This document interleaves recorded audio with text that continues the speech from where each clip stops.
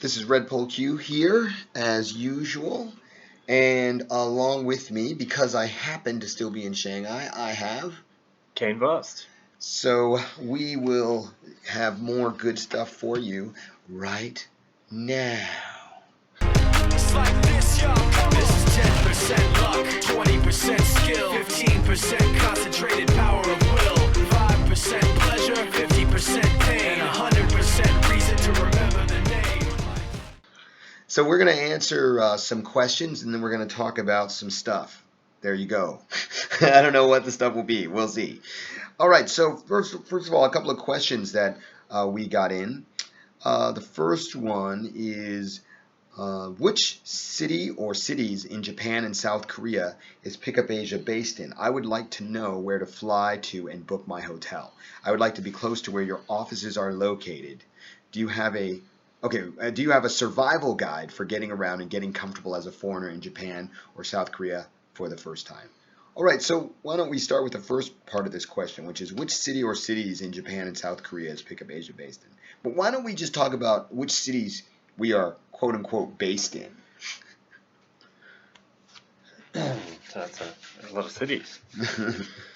So, I mean, in Korea, there's only one city, and the rest of them don't matter, and that's Seoul. Well, you know, Busan is supposed to be really fun in the summer for picking up girls at the beach, but no one ever actually does that. So it's probably good to travel, but we don't usually work there because it's a smaller place.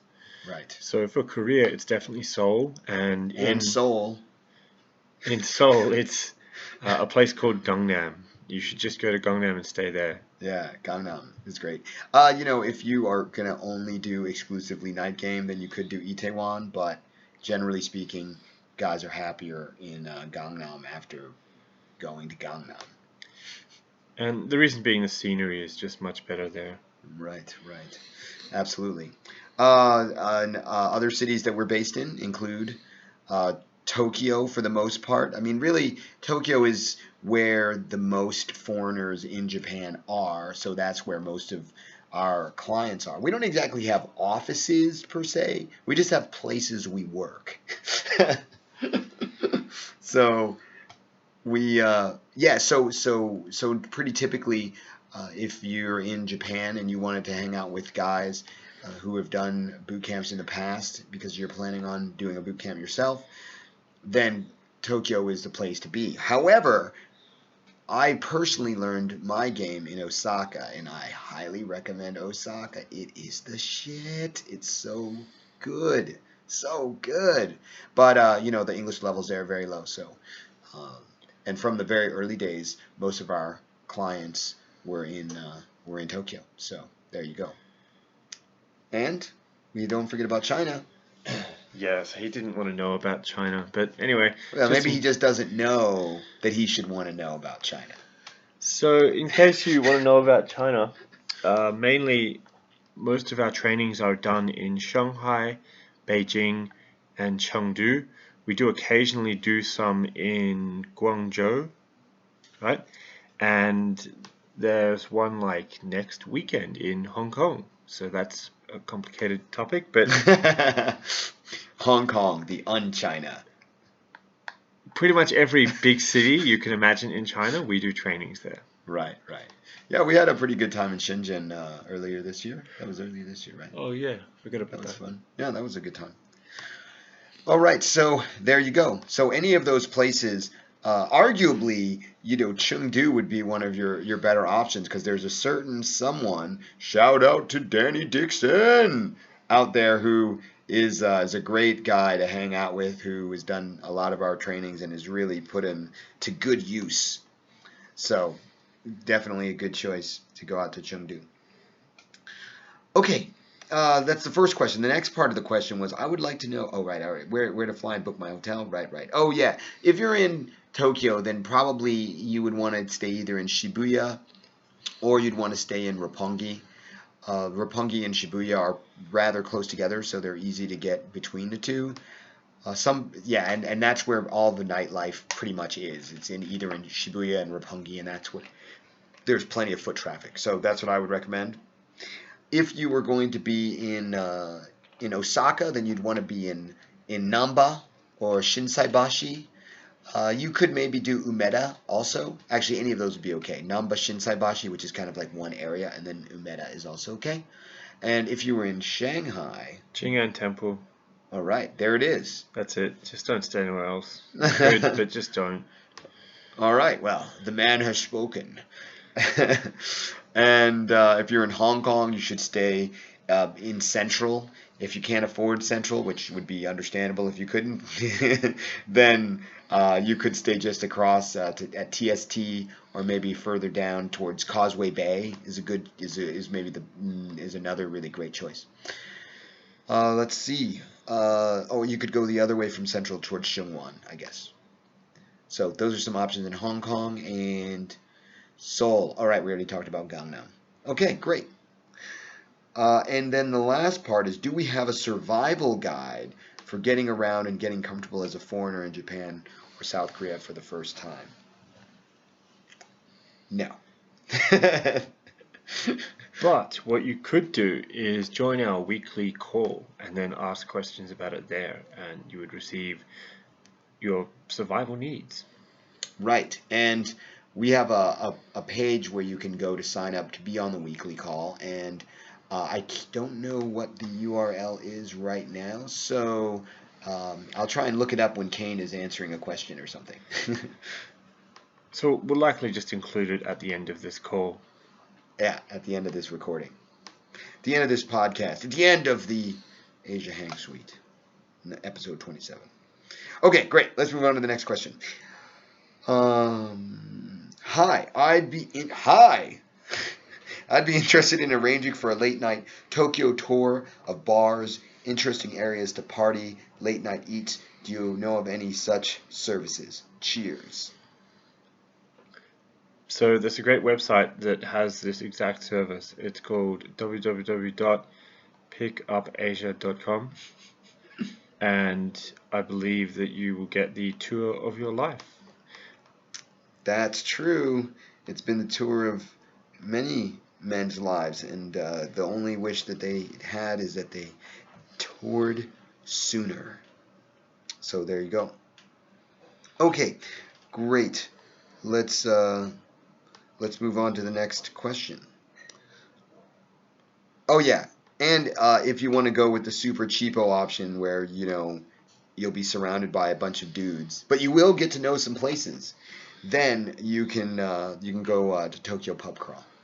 So that's option B for the cheapskates out there. Okay, moving along. Right, what up, guys? What up? This podcast is amazing. Well, thank you very much. I live in Japan. That's a good idea. And I prefer to date multiple girls. Oh, that's also a good idea. At one time. I prefer to date multiple girls at one time. Is it a good idea to call women your girlfriend, or do you avoid that altogether? Also, do you agree with having comfort dates or just bang every time you meet? Thank you, James Grosswiener. I suspect that's not your real last name, perhaps. And if it is, your parents hate you. And really, if you're gonna, why would you do that to yourself? You should call yourself Tasty Wiener. I mean, really, because there's no point in going around talking bad about yourself. Maybe it's like gross in terms of large amount of mass, like accounting for the whole thing. Right? Yeah. So large, Wiener. it's a little bit uncomfortably disgusting. Anyway, moving along. All right. Anyway. All right. Well, thanks, James. Well, let's answer your question. And try not to think about your last name. So, you wanted to know About... as you're dating multiple girls, is it a good idea to call them all your girlfriend, or do you avoid doing that? And should you smash them every time you meet them or not? Kane's not Canadian. Kane's Australian, and he likes to say smash for sex. So, you shouldn't be calling them all your girlfriend, because that's going to make them go crazy when they figure out that's not true. You should have one that you consider to be your top girl, and you don't necessarily have to call her girlfriend. You ideally should just treat her somewhat like a girlfriend, so then she feels better about the situation. I just want to jump in here real quick and say that the reason why, are you going to talk about why you should have, the reason why it's important to have like a primary girl is because when you have conflicts between them, like, Valentine's Day or, holidays, you have to know which girl to disappoint. And generally, the top girl is the one you don't disappoint because you want her to stick around the most. So you need to know that so that you can plan in advance to minimize the damage of the disappointments. I'm being serious right about now. This is not a joke. But keep in mind that this does not mean that your main girl will not be disappointed. And also keep in mind that if you'd only dated her and no one else, she would still be disappointed. So the idea of not disappointing women you date, just throw that out right now. Basically, they're always going to be disappointed about something, so you should choose what they should be disappointed about. And who's going to be the most disappointed? I mean, who among the girls? Obviously, you should be the least disappointed. And as a side topic, on Valentine's Day, you should always just fly out of the country and have some sort of work thing. But anyway, so, yeah, that's why you don't want to call them all girlfriend, to avoid those problems. And you said, should you have sex with them every time you meet them, or do you have just comfort meets? So you should have sex with them as much as you can, while balancing that out with them having some romance time with you where they feel emotionally and romantically engaged. If it's all about the smashing, then some girls will get unhappy because they think that that's the only reason you like them, and ideally that's not the case. For some people it is, and if you can do that if you want, but the ideal thing is that you like the girls you are with and enjoy spending time with them, so both of your needs are being met. Their need to feel valued and get attention from the guy they like, and your need to spend some time with a nice girl and get some loving going. Right. So, I want to jump in here real quick. Is that okay if I jump in here real quick? I wanted to jump in here real quick and just say that a lot of, how frequently or how much sex there is has to do with scheduling, right? Because, there may be times when you're really busy or she's really busy, and maybe the only time you can meet is for, a lunch, an hour or your 90-minute lunch. So, you wouldn't go, wow, there's no time for sex, so I'm just not going to meet you. You would just go and do the meet. So you have to consider that there needs to be some amount of face time with them where you're connecting with them on an individual, non-sexual level. Now, that time may not need to be very much.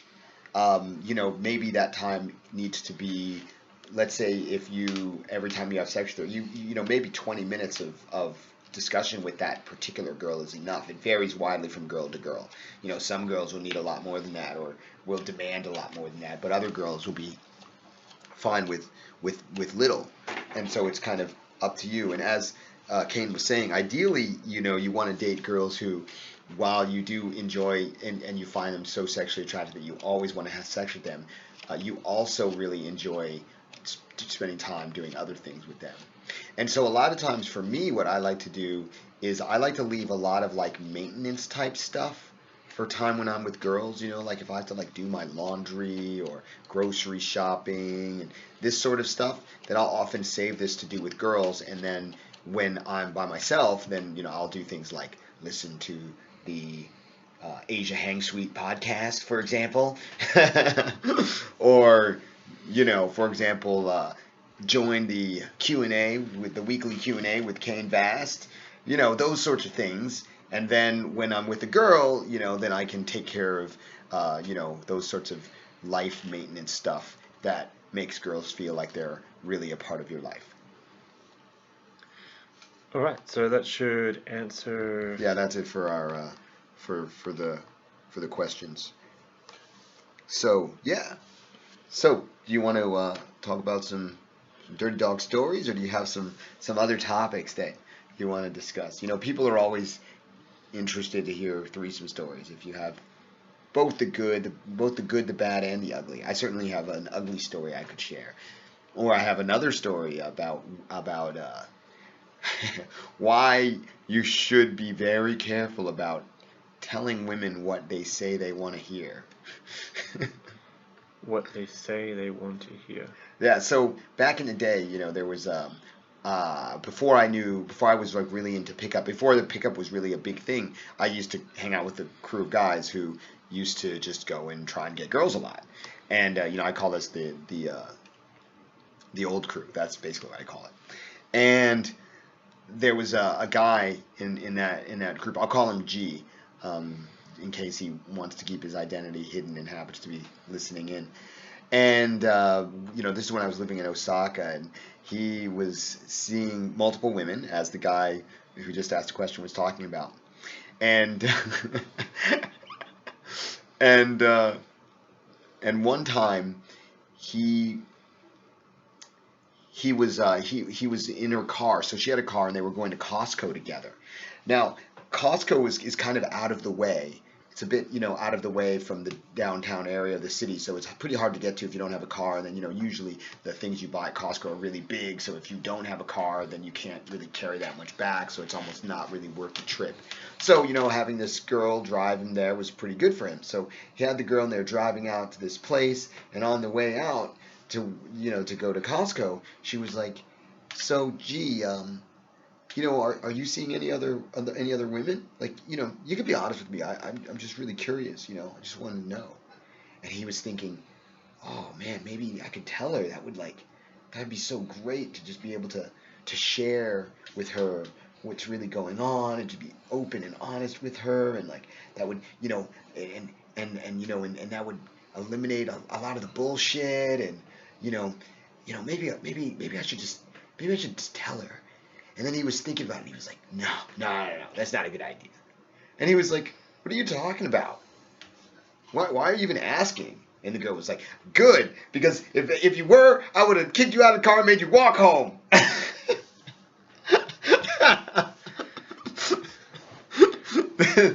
And, yeah. Now, an interesting postscript to this story. Actually, I'm not really sure if this other part of the story happened before or after. But he was with this girl at his house one time, and he had canceled on another girl, telling this other girl that he was sick.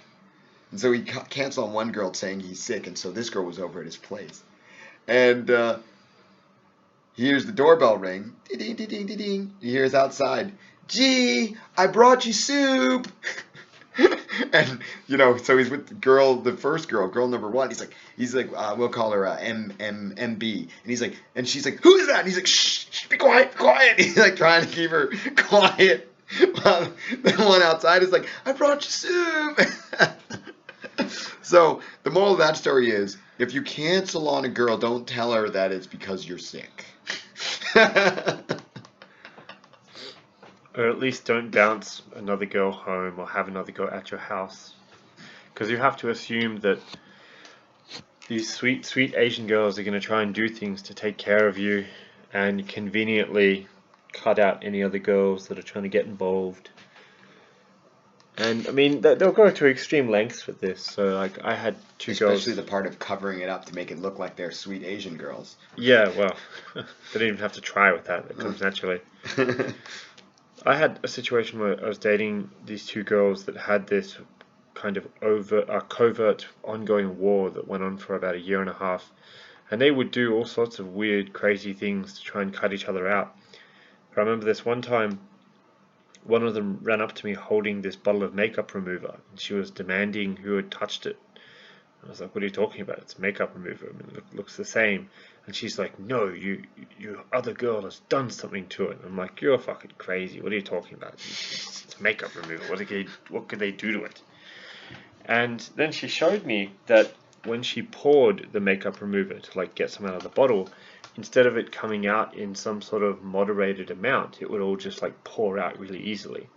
And what had happened was, let's say if the makeup remover belongs to girl number one, girl number two had found the makeup remover in my obviously poorly hidden hiding place, and then opened it and then taken out this filter that is between the cap and the inside of the bottle that would moderate the amount of liquid that would come through, and then threw the filter out and then put everything back together and put it back in the same place without making it obvious. So you've got to think it's quite a bit of effort and thought going into trying to cut the other girl out, and it was just basically sending a message, right? It's just saying, hey, you're messing with someone else's man and I'm gonna kick you in the teeth, metaphorically speaking.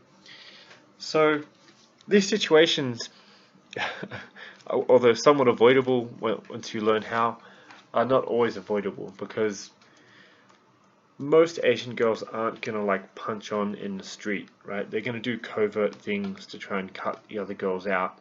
And that's because Asia is big on competition in this regard. Everybody knows that if you're a good-looking guy, or a guy with good game, or a guy with some sort of important value, or you're a hot girl, then you're going to have people interested in you.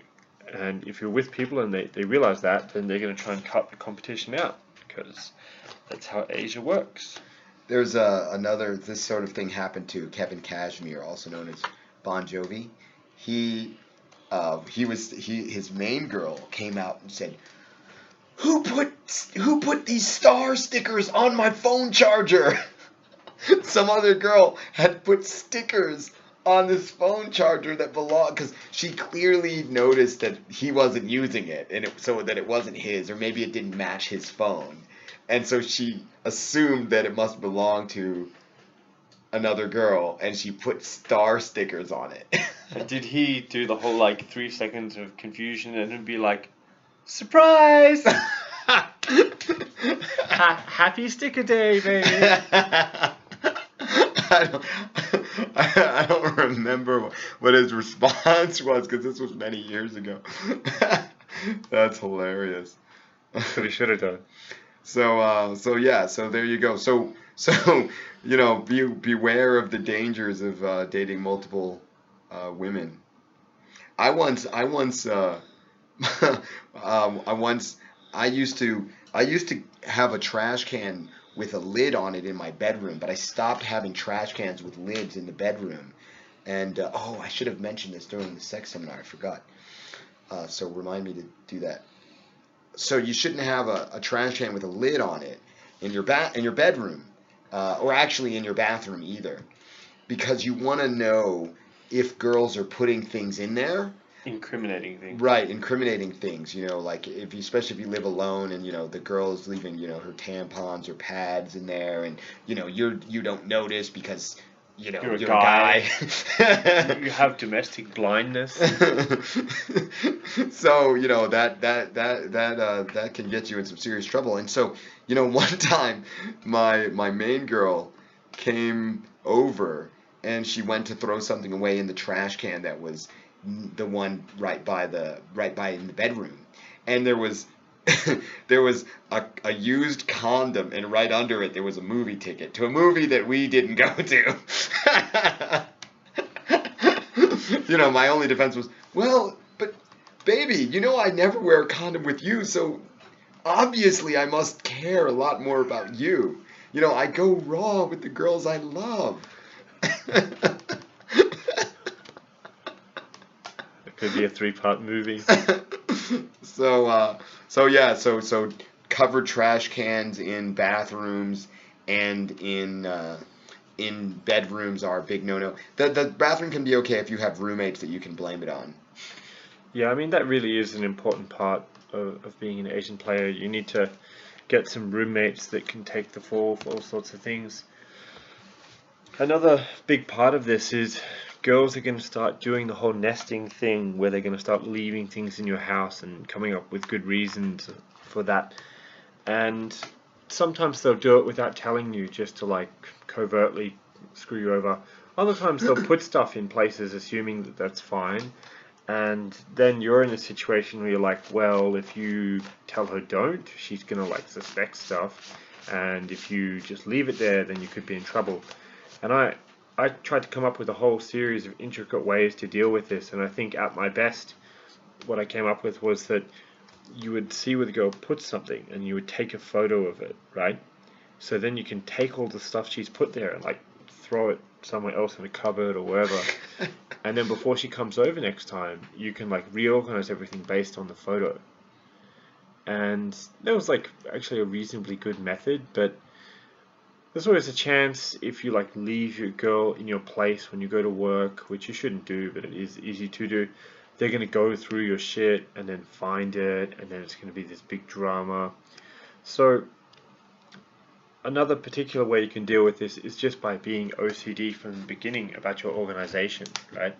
And if you have a really well organized house where things are clean and you put things exactly where you want them to be, then when a girl comes in and starts like putting shit everywhere, you have a very reasonable reason to object to that and to either dictate where she puts stuff or just not let her put stuff. Right. That, you know, I want to bring up one other problem with the first method, because this regularly happens, especially when you're close to a girl. You know, you'll end up meeting her at unexpected times, and then you wouldn't have arranged everything the way it needs to be arranged. So, you know, that can easily catch you up. Yeah, you get that desperate kick her in the knee so she's struggling outside where you run in and try and arrange everything. Right, yeah, I try to do that, but I somehow missed a pair of panties. That was not good. So you don't want to so the other way is kind of, you know, the second way that he mentioned is the way that I tend to go with. Also, another thing is that if you you know, have a girl that you aren't seeing anymore and you have her stuff, just leave it there. And that way it's like, oh, well, you know, I used to date this girl and, you know, she left the stuff here and I just thought, well, you know, I'll just leave it because maybe somebody might want to use it. Somebody. So that's another decent, if you have like a starter kit of stuff from a girl when a girl first starts seeing you, then that helps, because if it helps, it helps because she's sort of used to girl stuff being there, essentially. So another good reason for this is if you talk about your family coming to visit, right, and you have females in your family, assumedly, then they would probably also use female stuff. So having that as a reason, and if your family actually likes you and comes and visits you, then that's even better. Especially on, say, the toothbrush front, right? All these dudes seem to get all caught up with toothbrushes and how to deal with that. So far, I think the best way I figured out was that you get a big cup jar thing and you just put like 20 toothbrushes in it. And that, because there's so many there, if your girl wants to start using a toothbrush, she can pick one, but she's never really going to know like who's using what one and why there's so many. And you can just say, oh, I like having lots of toothbrushes, it looks good, it's well prepared, blah blah blah. Whereas if you like buy your girl a toothbrush and she wants to leave it there, and this is usually how it starts, she's going to put it somewhere and then some other girl is going to find it. If you're particularly scummy, you could just let your other girl use the first girl's toothbrush. That's the made you look, aka the MILF Hunter, aka Mr. Balls Deep method. So that can work, but it is kind of everyone gross. Using the same toothbrush together. So right now having an awkward silence and gonna carry on. So yeah, the toothbrushes. So yeah, definitely you don't want to mess with having to swap toothbrushes in and out.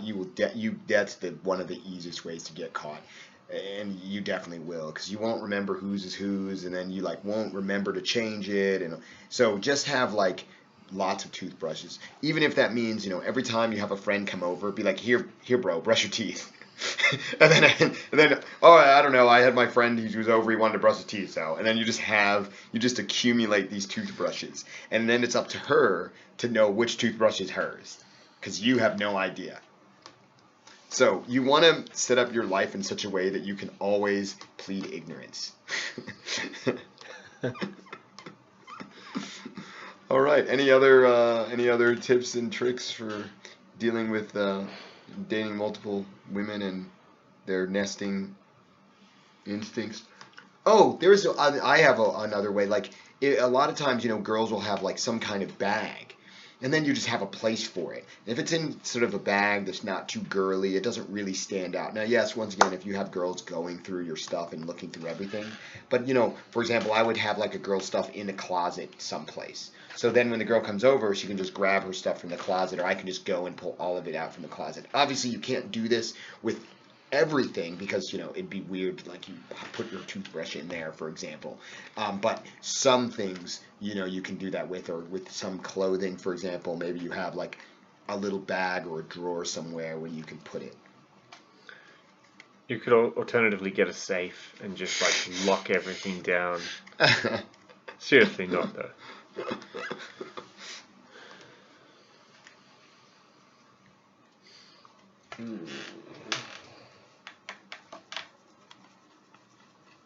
What else?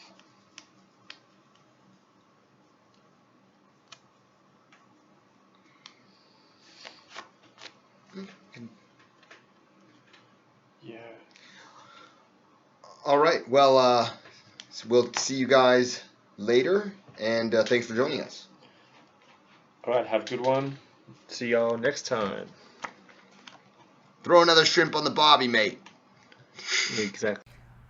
All right, so we got a few questions specifically for McConnell, and so I've got him here. It's been it hasn't actually been a while since I've seen McConnell, but it's been a while since we sat down to record anything. So here we go. Here's the first question.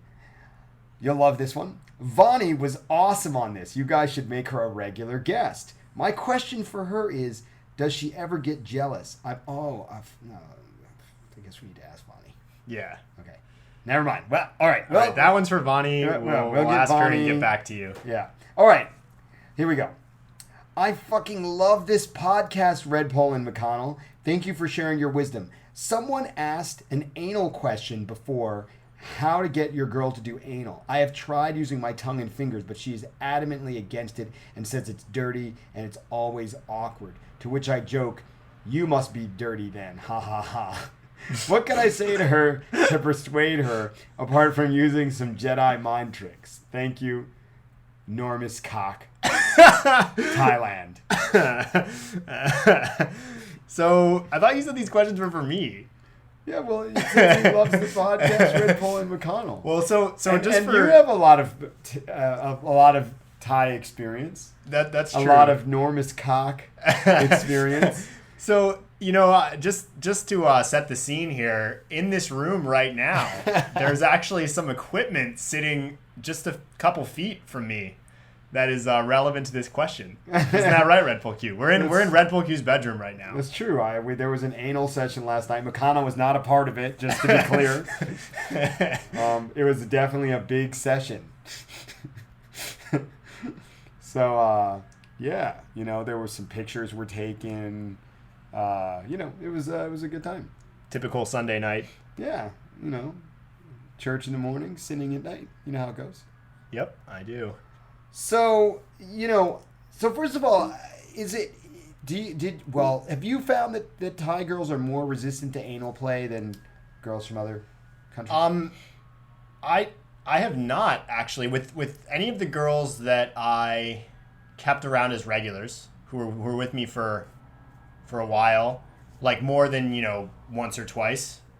If I was seeing them for several months, let's say, or longer than that, I didn't have any problems progressing them sexually to do things that I wanted to do. Mm-hmm.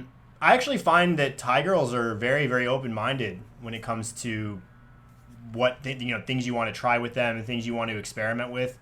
I had one girl who she wanted to anal you. That wasn't in Thailand. Oh. That was another Asian country. Oh, okay. So I had one girl who... Oh, that's right. Yeah. A much more religious Asian Yeah, that's country. right. That's right, exactly. So I had one girl from Thailand who she was really into being choked and sort of like rough sex, and choking, I always slapping. whenever McConnell talks about this, it's always, I know this girl, she was into it. It's like, right, she was into it. Sure, she was. Yeah. We were both into it. But how this actually came up is that this was like a long time ago, and I had lightly choked her, and this is maybe like, I don't know, one of the first times we had sex. So you're saying this wasn't like a Kane Vast, use a belt? Yeah, this is definitely not the master choking session. Supreme choker. Yeah, supreme choke session. This was a much more beginner choking session. I see, okay. Yeah, and I choked her a little more bit. Of a young cub choking session. Right. Got it. Yeah, amateur hour. And afterwards, she said, "Oh, I don't like that." Or she said something like that, and I said, "Oh, what do you mean you don't like it?" And she's like, "Well, I like it, but it's not normal for me to like that." And I was like, "Yeah, it is. It's very normal." And she was like, "No, it's not. It's definitely not normal. It's weird." And I said, "It's totally normal." I said, "Tons of girls are into that. Go look it up on the internet." So she went home, and then like a couple days later, I met up with her, and she was like, "You were right." And I was like, "Right about, there's like time had passed, and we were just having dinner or whatever." And she's like, "You were right." And I was like, "Right about what?" And she's like, "There's lots of girls into that. So it's fine. It's totally fine." And then she was totally fine with it. And, we went on to, we like tried we did like a bunch of stuff. We did anal. I think we did costumes too. But anyway, we did a bunch of stuff. And I think it was just a matter of framing it in the right way for her and just saying, "Hey, look, there's lots of people who are into this and it's totally normal and you're not weird for liking this." Right. So I think a big part of it is just framing it in the right way and not acting like it's weird. And if the girl thinks it's weird, don't try to argue with her about it. Just say like, "Hey, it's totally normal." Like I told her to go look it up online, and there's like lots of evidence that it's not just me, right? It's like lots of evidence of lots of people liking it. Right. You've had some experiences of girls saying they're not interested in anal. Actually, the last night's girl supposedly didn't really like anal, but she went along with it because girls tend to go along with whatever I want them to do because they know it's in their best interest when it comes to the bedroom. So, yeah, I have a lot of anal experience. It is, I've actually even considered that maybe it's possible that there's no one who's analed more Asian girls than me. It is actually, I mean, without being, it is actually possible because they don't even really do it in porn and, Yeah. Anyway, all right, but we can forget about my potential I wonder if role in potential Guinness Book World Record placements. Yeah. I think that I've generally gotten the impression that Thai girls are more sexually conservative. I think the reason you get that impression is because a lot of people's sexual experience with Thai girls is not with normal Thai girls. What do you mean? I think if they're with ladyboys, then it's all the time. Yeah.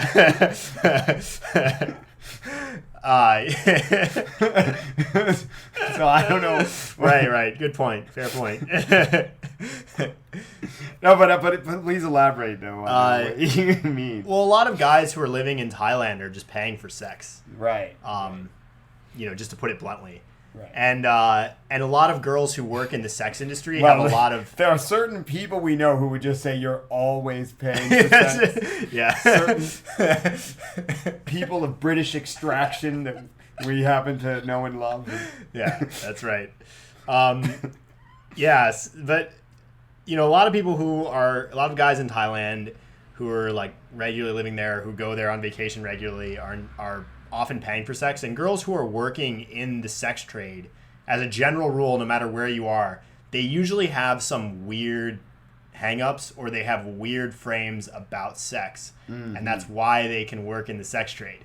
Right. Or that's why they you have to think about it from their perspective, right? If you were in that job and you were just having that much sex with that many random people, like, you'd probably be a little bit weird about sex too. You'd definitely be a little bit weird about sex.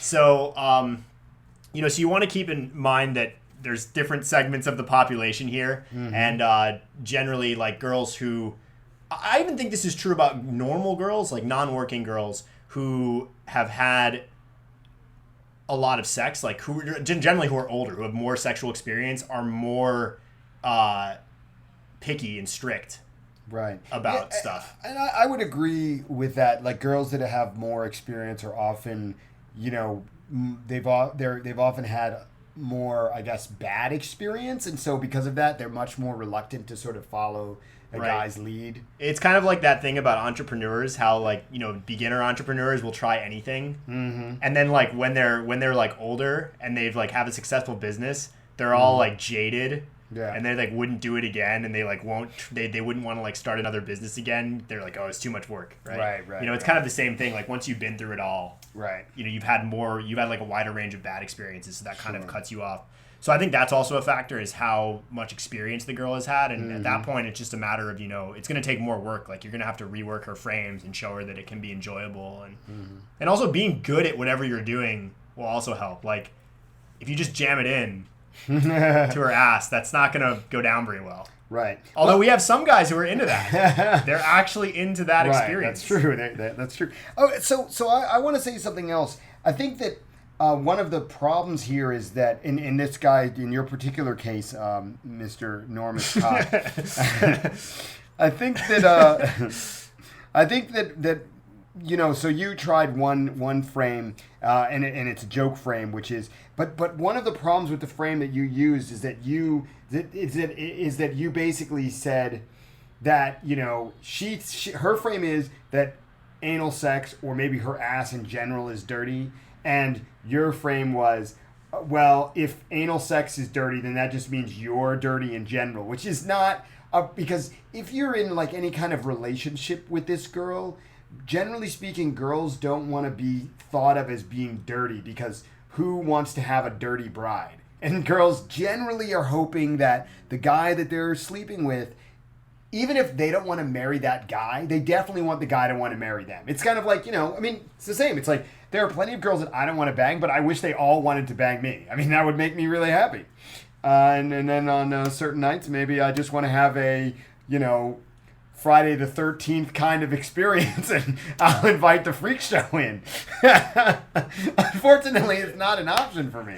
I have to work pretty hard to get that freak show to show up. So anyway, so a better frame, instead of saying, well, you're dirty, you should frame it. One way that would be better is if you framed it as, you like dirty. If that was the frame, you're like, I know, that's what I like about it. Now the girl has almost no reason not to do it, except that she actively doesn't want to make you happy. Right? Trying to convince her that it's not dirty, that's going to be probably impossible. Yeah, definitely. So, since you can't convince her that it's not dirty, the other way, and this is a general principle about framing, and if you do improv, or which is, we always recommend to people who are learning game, we recommend that they do improv, because game is improv, and girls say all sorts of fucked up shit. Dating, interactions, social interactions are improv, right? And one of the principles that they teach is that you never say no to anything, right? So you never want to disagree with anything. You always want to use it in a positive way. So in this case, saying that basically, yeah, you like it dirty. That's what's exciting for you. Then the girls, first of all, it's going to make her go, oh, okay, well, the fact that it's dirty now becomes okay, even if she doesn't really want to do it, because her concern very likely is, oh, if I do anal, then then it'll be kind of gross, or he's going to think I'm kind of gross. But if you're like, no, gross is what I like, then, you and McConnell can hang out anytime. Exactly. Exactly. So there you go. So I would say that's the way to go with it. Yeah, and there's another way that you can frame it, and I often use this frame. I use it with clients as well as girls, where if guys, if they're doing the sex seminar, or they're just talking, asking sex questions, and they're like, oh, that's really dirty. And then I'm like, well, all sex is dirty. It's all kind of gross.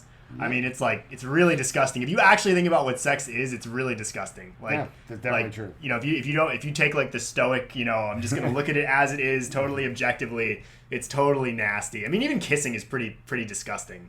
That's true. Anything that you wouldn't want to do with with like a male friend, assuming you're yeah, anything you wouldn't want to do with like your grossest male friend, that probably means is pretty gross. Right. So, and you can sort of use this frame with girls where she says, "Oh, it's dirty," and you could say, "Yeah, all sex is dirty." So what? Yeah, absolutely. So that's our advice to you, Mr. Normus Cock.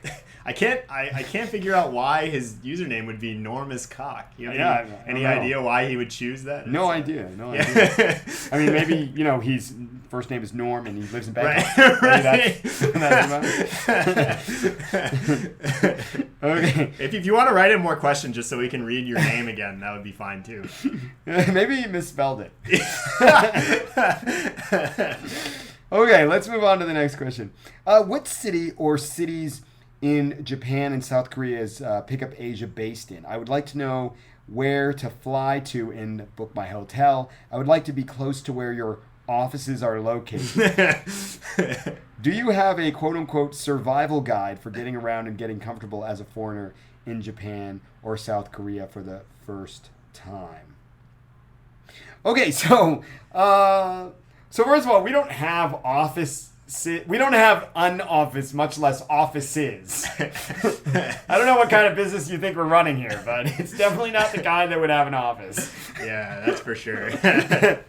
Maybe he means home office. Even that is a bit of a stretch. Right. I mean, if you meant like sex dungeon, maybe that would be more applicable. Okay, so in terms of the countries, so we primarily are in Japan, Korea, and China. Though, I mean, really, we're kind of everywhere in Asia, actually. I mean, considering, one of us is usually... We pretty much hit, between all of us, we usually hit every Asian country at least once a year. I don't think there's too many people hitting up Malaysia. That's true. After that girl tried to peg you, I think you have been pretty reluctant to go back. I meant the fun Asian countries. Oh, right. Okay. No right. offense to any Malaysian any of listeners. the non-fun Asian. Muslims like it not fun. That's the whole point. Clearly. It's like, oh, should we have fun? No. But yeah, we're usually in like Korea, Hong Kong, China, Japan, Taiwan, Thailand. Right. Yeah, any of those, you can find us in those places at least once a year, and usually more than that. Right. And in terms of where the sort of the most kind of active guys are in terms of like going out and working on their game and that sort of thing, it's Tokyo, Seoul, Shanghai, Chengdu are the most active at the moment, though that changes from year to year.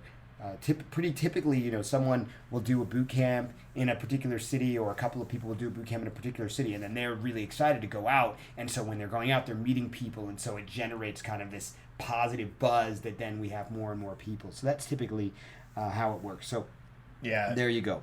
But if you go to any of those major cities like Shanghai, Seoul, Tokyo, pretty much, you can always find guys to game with in those cities. Yeah. And as far as a survival guide, definitely no. We don't have a survival guide. But if you just come, you'll figure it out. Yeah, I mean, these days, it's, Google knows everything. Yeah. Okay, unless you're in China. Okay, if you're in China... Baidu knows everything. Yeah. It knows everything in Chinese. Yeah. So what you have to do, if you are planning to go to China, this is a very important thing. If you are planning to go to China, then you need to get on the internet and do a search for best VPN in China in advance before you get there, because if you get there, you won't be able to get one. So you need to do that before you go, and then whatever one is sort of listed as the best one or the best two or whatever, get that, install it on your phone, install it on your computer, and only then will you be able to join the rest of the world on the internet. So be very aware. In China, Google is blocked. Gmail is blocked. All the Google services, Drive, whatever, all of them are blocked. Facebook is blocked. YouTube is blocked. Twitter, Twitter Instagram. is blocked. Oh yeah, Instagram. Slack is blocked. Yeah, Discord. Yeah, it's like Telegram. WhatsApp. No, WhatsApp you can use. Oh, really? Okay. Yeah, I'm pretty sure you can use WhatsApp. Well, no one wants to use WhatsApp, so it might as well be blocked. I mean, put people out of their misery. So that's pretty much the most important survival advice. Yeah. Is that you need to get a VPN before you go to China, because otherwise you won't know. I mean, because you won't even know what you can use because you're used to using everything that's blocked. So yeah, you don't want to go there and get to China and be like, oh, let me just Google best VPN. Yeah. Sorry, buddy. And the Google Play Store is blocked, and on the iPhone store, the iPhone App Store, all of the services are removed from the Chinese stores. I mean, it's really a mess. So that's my one piece of advice before you head over. Yeah. Oh, and let me say, all of the other Line, Kakao Talk, blocked. So yeah, and if you're wondering like about other countries, there's usually, if you're familiar with the site reddit.com, it's like a big huge discussion forum, and they have all these sub forums, and if you check the Japan, Korea, or China, I mean pretty much any country you're going to go to, if you check the sub forum for that country, they usually have like a lot of information about life in that country and what to do and how to get around and whatnot. So you can do that. Great. Okay, let's get to the next question. Hi, I'd be interested in arranging for a late night Tokyo tour of bars, interesting areas to party, late night eats. Do you know of any such services? Oh, you know what? I think maybe we answered this with Kane. Oh. Okay, I think I already answered that. All right, so let's skip to the next. Did you guys mention the Tokyo pub crawl? If I answered this question, I definitely did. Okay. So if Anyway, if we didn't answer it, we'll answer it next time, I guess. Okay, I think actually we also answered the previous one too. Anyway, whatever. Then you can just hear multiple opinions. So congratulations to you guys. Lucky. Okay. RPQ and McConnell. Could McConnell talk more about S&M and Japanese bondage? How he learned and how he does it. Thanks, and I am enjoying the podcast. Tiny Cox from Ireland. Is that really what it says? That's what it says. We had enormous cock and tiny cocks. Yeah, that's right. We get them all. Wow, that's it's amazing. It's a really unique night podcast. Wasn't that your old nickname? Tiny cock, old nickname. What do you mean? That's why you had to learn to tie the girls up. Right? Yeah. They're like, I'm out of here. That's no good for me. Wait. Yeah, I mean, but Vani, she didn't seem to be. Yeah, you can ask Vani for an opinion on my size. Let's see.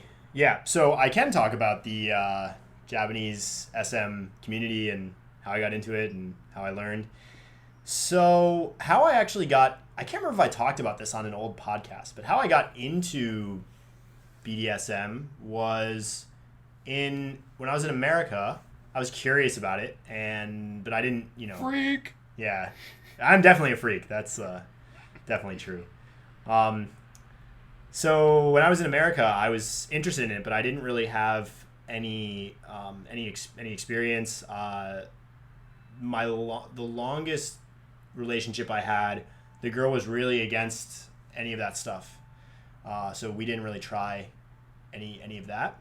But I was really curious about it, and I had an account on FetLife actually, because I was like in New York City a lot, and there's lots of people in New York City, and I was like, okay, well maybe I'll try to find people from this social network. FetLife is like a social network for freaks, basically, for people into BDSM and other alternative sexual activities, and I didn't really meet anybody through it, but I read a lot of stuff. There's like a lot of interesting posts, and people like post videos and pictures and stuff and stories, and it's like a pretty interesting community. And I ended up meeting this one woman from FetLife in Japan, actually, when I moved to Japan. And she was looking for someone to practice shibari on, actually, because she was married. Her and her husband... Maybe you should mention what shibari is. There may be some people who aren't familiar. Sure. So shibari is Japanese rope bondage, and it's known as shibari or kimbaku, and it's just, rope bondage. And there's a specific aesthetic that is typical in Japan. The way that you would tie knots and, tie things up in the West is very different from how things are tied up in Japan. In Japan, it's very, it has to be very aesthetically pleasing. It has to be very symmetrical. It has to look very beautiful. As most things in Japan, presentation is very important. Yeah. So that's what shibari is. And this woman was living in Japan with her husband, and they were both into BDSM, and they were both really into shibari. So they had taken several classes together learning this, and she was looking for someone to practice on, to tie up, because her relationship with her husband was that she was the submissive in their relationship. But she actually was a switch, meaning that she could be submissive or dominant for different people. And her relationship with her husband was that he was the dominant one and she was the submissive one. And that was the frame of their entire relationship. That was how it worked. It didn't, they didn't switch. But the rules were that if she found another guy to be submissive for her, then she could be dominant with that other guy. So as long as it was outside of the relationship, she was allowed to sort of play out that side of her fantasies. And, I started talking to her online, and she said, I'm looking for someone to practice shibari with, and, maybe we can, just play as long as, you're willing to, be submissive. And I was like, okay, well, this will be interesting, because I never tried any of this before, basically. So... Freak. Yeah. So I met up with her, and it was actually pretty funny, the story of what happened, because we met, and we met for coffee, and we were just talking, and we shared about what we were into, what we were doing. This was also your first foray into May-September magic, wasn't it? Yes. For those of you who aren't, I don't know if this is even really a term, but there was this magazine that I used to read when I was a kid. I really did read it because there weren't that many pictures. And May-September magic was about large age differences. Yeah, so that was my first foray. Right? Yeah, that's true. That's true. You wanted to be trained up by an older woman. Yeah, my first young cub experience. So I met up with her, and we talked about everything we were interested in. And she was like, okay, well, I think this will be great. And she was really nice, and it was fine. And then she scheduled me to come over and do shibari with her. So I was like, okay, cool. So this is a couple weeks later, and I went to her apartment, and I get there, and she's all dressed up, which is pretty cool. She opened the door. Dressed up how? She was wearing high heels. She had her makeup done. She was in this really hot dress. Oh, okay. When you said all dressed up, I thought maybe she's wearing some dominatrix outfit. No. Leather, not like that. Latex or something. No, she has that kind of stuff. She showed me she has all these outfits, and she was just wearing a pretty normal one at that time. She didn't want to scare you off. But then I got into the apartment, and she closed the door, and the first thing she said to me after she closed the door was, "You're very brave to come here alone." And I was like, oh, fuck. Well, it could have been worse. What if you walked in and she was like, your ass is mine? Yeah, I guess it could have been worse. But anyway, I knew that all of these were possibilities. I actually told my friend that I was going to do this. So I was like, okay, if I don't message you back by later tonight, you know what happened. And yeah. So anyway, so I went over, and everything was totally fine. She was really, it was really fun. And she, tied me up, and being tied up is actually very relaxing. So if anyone who's curious about trying it, it's a pretty cool feeling. And she showed me some of that stuff, and that's sort of how I got my first taste.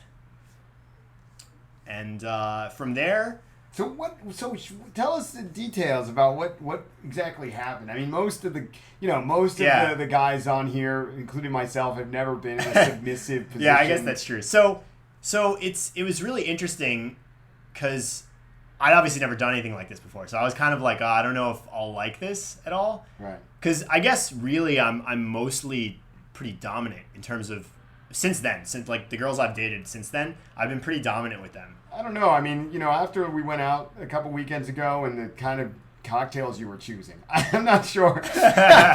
Well, I wasn't the only one choosing them, Red Bull Q. Anyway, keep going.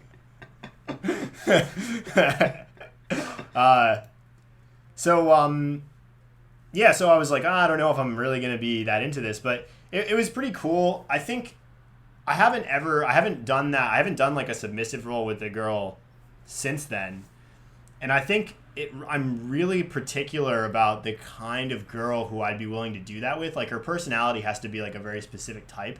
Like if it's just a normal girl that I would date, I don't think that would be it would really work. Like I wouldn't want to be submissive at all. Have you met any other girls since that you thought would be good? Only that one girl at the fetish party here. Oh yeah, I remember with the kimono. Yeah, that girl. I totally would have been down for that. What about some of the slightly numb girls?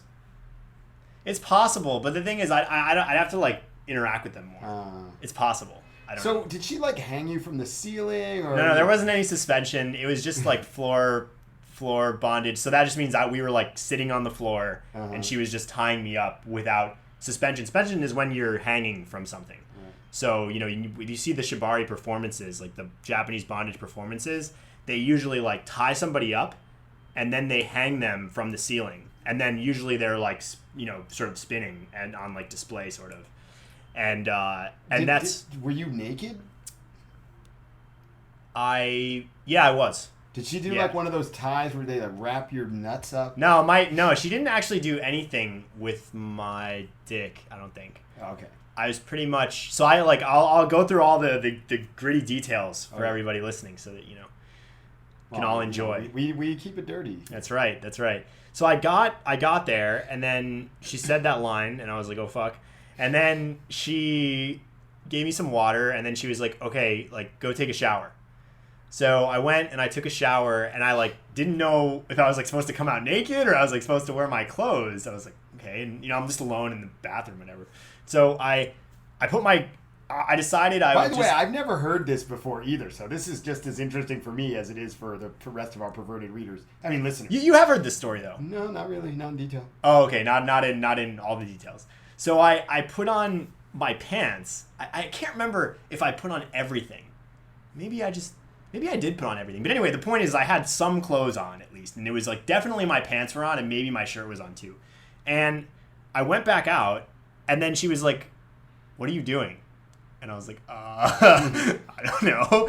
And she's like, you're just going to take that off anyway. Go take it off. So I was like, okay. So I went back in, I took it off, and then I came out and I was naked and I was like, okay, this is kind of weird. But she was still wearing her dress? Yes. Okay. Yeah, I don't think she ever got naked. And then she just... Is that your first time to be totally naked in front of someone who's totally dressed? Or I should say, was that your only time? No, because I dated girls before that. And there were definitely scenarios where... Oh, yeah, I guess they... I mean, it wasn't in that dynamic where she's, like, holding a whip like, and, You fucking boot the girl out, you're done with her, you're still naked, she's got her clothes on, she got to walk home. Right, those kinds of things. Right. But it's different, though, because, this is, like, a situation where, like, she's the one who's kind of in control. Right. So it was my first situation, my only situation like that, where the dynamic was like that. Mm-hmm. Yeah, so it was pretty weird. Cold in there? No, I don't think so. As far as I can remember. And let's see. Yeah, and then pretty much I think she had me like kneel down, and then she blindfolded me. I think she blindfolded me like almost right away. And she said, "Oh, I think it's more fun when you can't see any, like when your senses are deprived." And then she called her husband in. Yeah, that would have been very interesting. But that didn't happen. It was just me and her, fortunately. We had a very different McConnell today. Yeah, that's right. Much more wise that happened.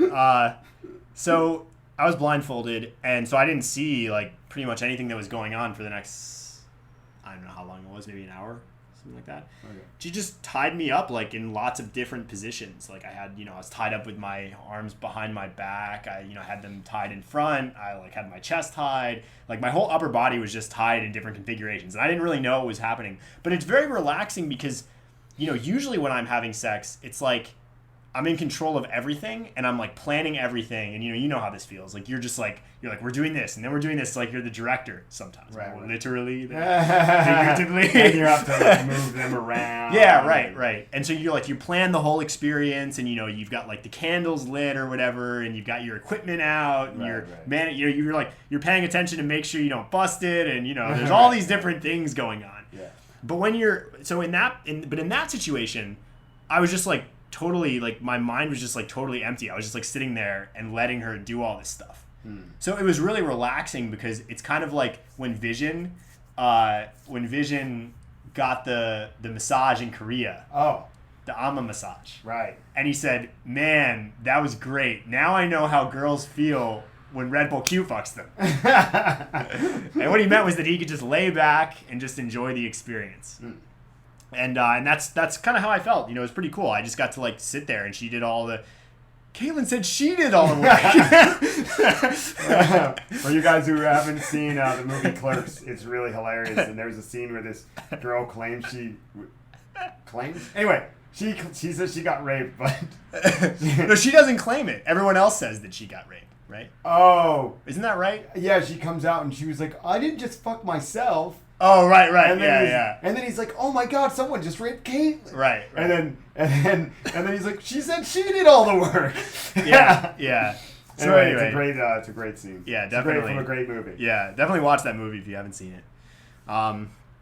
So I was all tied up, and she's like putting me in all these various positions, and it was just like a really cool experience because never tried anything like that, So was it? It doesn't sound very sexual. Well, I was getting tied up, and she was also doing things like she was like running her nails like over my body. Uh-huh. So there was like a some sensations, like some physical sensations, and then she was also she had like a flog. Oh, okay. And she was like hitting me with that. Oh, yeah, okay. But it wasn't really that. I mean, it was like light pain, but it wasn't anything really that serious. So that was pretty cool. Like all the sensations were really cool. And it was definitely like how girls must feel, when you're doing all this stuff to them. Like they're just laying there and like enjoying all these different sensations. And I think they're mostly feeling like, is he gonna marry me? Well, you do all this stuff. I hope he's gonna marry me. Yeah. Yeah. Anyway, I wasn't thinking about getting married to this married woman, but Maybe next time. yeah, maybe next time. So, but it was just really cool. So there was like it was like really sexual because of all those other things, and wasn't wearing any clothes. So but there wasn't like any actual sex, and then no direct skin on penis contact. That's right. Interesting. Or at least I don't Did think she so. flog your cock, your tiny cocks? Tiny cocks. Did in you honor of the flog it? I think I can't really remember, but probably. I mean, she I remember getting flogged in general, so probably. Yeah. Interesting. Yeah. So how many times did you see this woman? I think we met. Maybe it was only that one time. I was really busy at this time, right? I was like working a lot, so I definitely wanted to meet her more, but I think maybe we only met that once. I mean, we talked like we were like messaging each other. You called her up on the phone like, "I've been a bad boy." I didn't do that. Like, I'm gonna punish you. I didn't do that. That would have been pretty funny. Don't you do that now? I mean, not with you being a bad boy. Yeah, I do it in reverse. Yeah, where right. I tell the girl she's a bad girl. And she's gonna be punished. Actually, you just did that like 2 weeks ago. That's right, I did. So yeah, that was fun. Did you punish her? Yeah, of course. Bad girls always need to be punished. Girls just keep being bad girls. Right, well, I mean, that's the whole point. I mean, you gotta. I'm just trying to make sure you're following through on your word. Yeah, right. I wouldn't want to promise anything that I don't deliver. Yeah. On. Yeah. So yeah, I don't really think if there's any other aspects of this. Oh, I remember I felt, so that time she was like, we were doing all that stuff for like maybe 45 minutes or an hour or something. Might have even been longer than that. I don't know. And she'd only tied my upper body. And then she like put me down on the floor like I was kneeling, and then she sort of like turned me over so I was like laying down. And then she started to tie my legs. And I don't know, I like didn't want her to tie my legs, and I don't like now I can't. I was like thinking back on it, I'm like, it's kind of weird that I like didn't want her to do that. So I told her to stop at that point.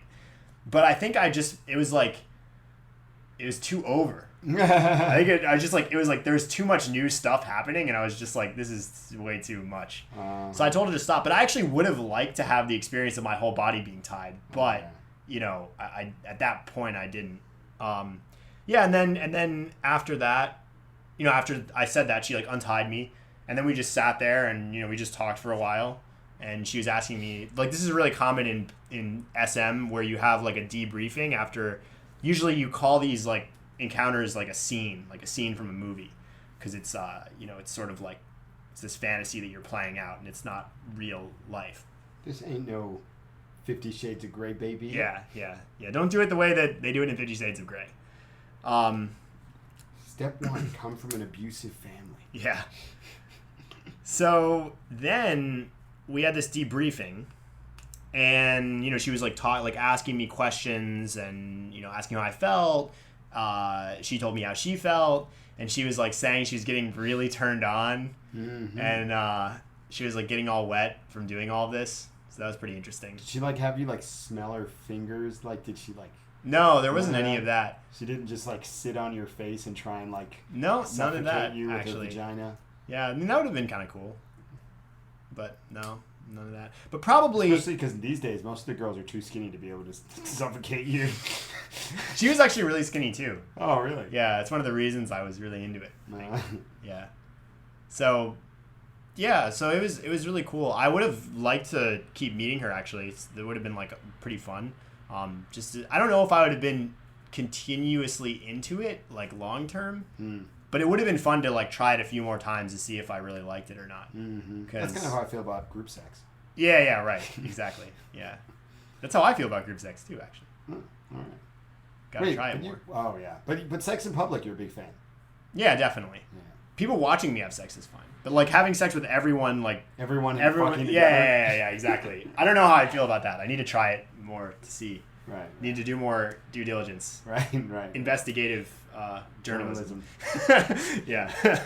So so I would have liked to try more of that, and I would be like open Peter to it. Parker. Yeah. Right. Spider-Man! Yeah. Spider-Man. Yeah. Yeah. Everyone's favorite superhero at Pickup Asia. That's right. Spider-Man. So I would have liked to do more with her, and if I found a girl who was like similar, then I'd be down, I guess, but have not yet.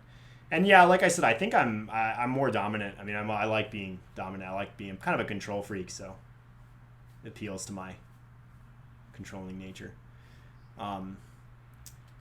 Yeah, let's see. Okay, so how did I learn after that? So that like piqued my interest in the May-September magic. May-September magic. Yeah. So there was actually 2 doors that opened up. Yeah, right.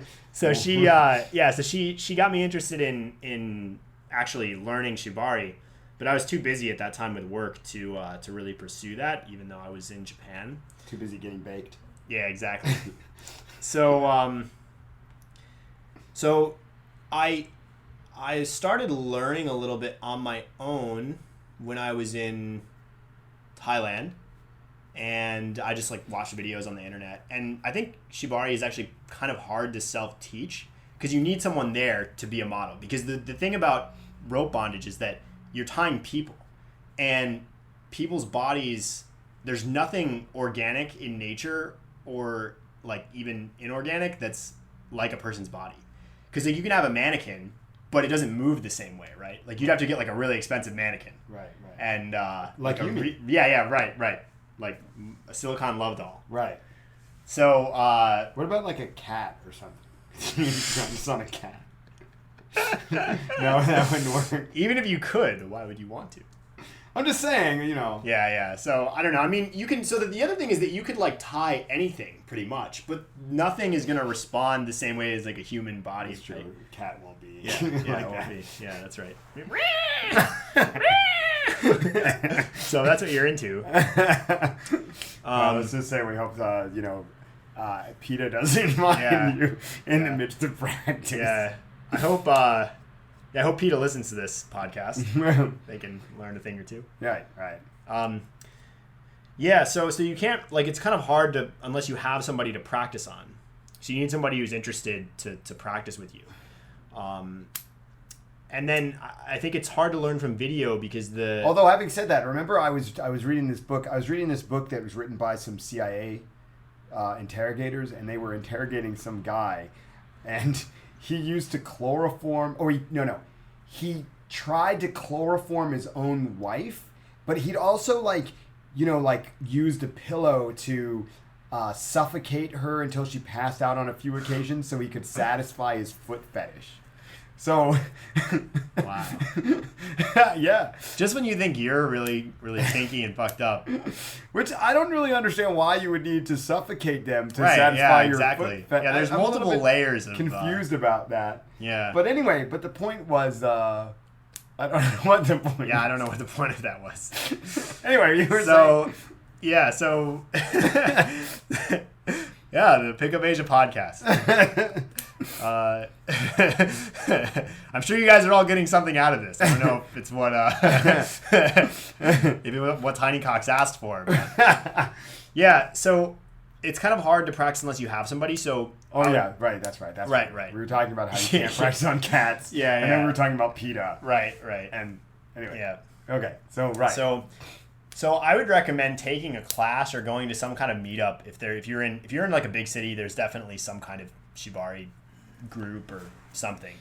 And I would recommend just meeting people who are in the scene, Mm-hmm. and learn from them, and just learn with someone else, because you can kind of teach yourself the knots, but you won't really know how to tie them, because people move and stuff, and you have to like position the body properly and stuff. And like also that. the amount, like how tight and stuff. Yeah, like that yeah, is exactly. And you also need to learn, like, there's certain parts of the body, like near the shoulders, where there's nerves, and you have to like make sure the rope is not on the nerves. It's not like pressing against the nerves, because I guess you can get nerve damage from certain patterns if they're like tied incorrectly. So it's really good to learn from somebody, because it'll show you exactly where the sensitive parts are, or they should be showing you where the sensitive parts are. And yeah, you just learn faster with a proper instructor. So I did a course with an instructor in Japan named Kinoko Hajime, and we can put a link to his website in this. He was a really good teacher. I really liked taking his course. He only teaches in Japanese, but he has somebody who interprets. If you can't speak Japanese, he brings an interpreter. And yeah, he was a really good instructor. There's a lot of different shibari instructors in Japan, though. I mean, because the community is so huge there, so you can pretty much just like, if you just look up shibari instructors in Japan, you can find people. There's I'm trying to remember the name. I can't remember the names of the other instructors. I used to know them, but anyway, we can write them in the description of this. Okay. You can look up. We'll link their websites. And they have group lessons and all that. It's probably best to actually go to a group lesson, because you can meet other people who you can then stay in touch with and practice on. Also, in general, Kevin Cashmere went to group lessons. Yeah. And I think it just is more fun, it seems like. Yeah, right. Because even when I went, there was 2 girls plus my instructor. There was like the interpreter girl, the model girl, and my instructor. And that was like a lot more fun than if, because like the girls were interacting and stuff. Right. Yeah, and it's just cool. So let's see. There's also a fetish event in Tokyo every month called Department H. So you could check that out. Department H. H Department is... Echi. Right, exactly. H is pronounced eti in Japanese, which is the same word as sex or sexual or not perverted. Well, kind of perverted also. Yeah. It has all of those meanings. Yeah. So if you see, oftentimes if you see an H as a standalone letter in a Japanese sentence, it's referring to something sexual. So yeah, there's that event. That's once a month, I think, and it runs all night. I can't remember where it is, but anyway, there's usually like some theme, and you can dress up and go there, and there's lots of kinky weirdos like myself at the party. Is it pretty similar to the one at Commander D? Actually, Commander D is in it's a gay bar in Taiwan, but Yeah. every second Saturday yeah, during the daytime they somewhat ungay it. It's anyway. They Yeah. and they have like a fetish party. yeah. So There's is also it- straight people there Yeah, there's at that event. yeah. Anyway, I actually don't know because I haven't been to Department H yet. I just know. about it. Oh, you just know about it. Oh, I see. Yeah, I haven't had a chance to go, so I'd like to go at some point. I'll probably go. If I'm in Japan one of the weekends that it's happening, I'll go. Right.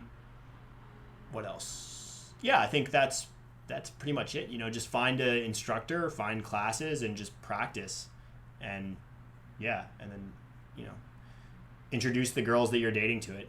I mean, I think someone recently asked me. I was telling someone that I was telling somebody about how like girls. I've like dated a lot of girls who like getting tied up. And they said, wait, have you ever had a girl who didn't like getting tied up? And the answer is no. All the girls that I've dated who I did shibari with all like doing shibari. And I don't know if that's because I was selecting for girls who would like this or if it's just that most girls like it if you're, progressing it in the right way. Yeah, I mean, I would say that, being tied up is a regular part of sex. Anyway, I would say that. Yeah, Maybe yeah. other people would say Yeah, that, yeah. but I would say I think that. so, too. Even though I don't actually do it very much, I still would consider it to be kind of like, I would consider that to be sort of a weak area of my sex play is the lack of bondage. Mostly because I'm just too lazy. I think the real answer is because you're too focused on anal, actually. Well, I don't know. There are girls that I don't do. I get, part of it is actually, a big part of it was that I was traveling for a long time, and so You didn't have the gear. Right. And then since I moved to Taiwan, I've been doing a lot of other stuff with the girls, or there have been new girls coming through, so I didn't get to the point where that's the next thing. Yeah. I think that's You been didn't part get of bored issue with the too. regular anal cream pies. Right. So. Yeah, exactly. Right. And also, I've been upping my like toy game, so I had like a lot more toys to play with and stuff. Right. So I've been moving things in a kind of a different direction. So anyway, so I think that it's a normal part of sex play, and then basically you're just saying that you know how to do it better than typical. Right. So it's like, oh, okay, so they're into trying it. Yeah. I think it's great. Obviously, I love it. So does Kane. Is he really into? He's not really. He's just into the choking. Right. Okay. There's like SM, and then there's Kane's specialty. Choking with a belt, choking with your hands, all kinds of choking. Right. Yeah. That's right. We could I'm not saying we will, but we could do an entire podcast where Kane talks about choking. It'd be like an hour of Kane. It could possibly be more than an hour of Kane. Just talking. It'd be like Kane would talk about choking until we cut him off. They're very possible. So, another interesting thing that I was going to say about this is that I actually had like fantasies about tying up when I was like a kid, like a little kid. So I don't know. Freak. Yeah. So. Well, maybe you did live more like Christian Grey than we thought. Yeah. My house wasn't abusive. But, yeah. But you wish it. Wait, what? Yeah. Okay. Anyway, so Okay, next great. question. That's it. Oh, all right. Well, Those are all the questions. yeah, and I guess you answered all of them already. Yeah. It's possible that some of them were answered twice. So you Yeah. better. Oh, wait. Oh no. Yep, that's it. We a lot of the stuff we're supposed to have some guests on. So we're supposed to have Mr. Wright come on and talk about Tinder game. Yeah. And we're supposed to have the MILF Hunter special. Oh yeah, that's at gonna some be point. great. And also, I think at some point we were going to have The Rock come on to talk about Rock's muscle gym. That'd be great. Because as you were saying with, and as Riker used to say, if you're going to be doing a lot of this dominant play, sometimes, it can be really tiring if you don't have the right, physical conditioning. So The Rock's muscle gym can get you into shape to really beat these girls down the way they like it. Yeah, that's right. Yeah, all right. Well, I guess that's perfect. Okay, great. Well, thank you for for the joining us questions. again, guys. And if you have any more questions, feel free to send them in, and you'll get more than you bargained for, I'm sure. Yeah, that's right. Tiny cocks, enormous cock, medium cock. Everyone can write in to this podcast. That's right. We take all comers. And we'll try and get Vonnie on to answer that question from Tess Teakles. Is that really? This is really funny. Yeah, from Arizona, Tess Teakles. So we have to Wow. get Vonnie on for that one. Sure, I'll get in touch with her. Maybe we should make a trip down to Singapore, and you can do it Yeah. live. Sounds good. I know you want to, Yeah. right? 2 great things are waiting for you in Singapore. Chicken rice. And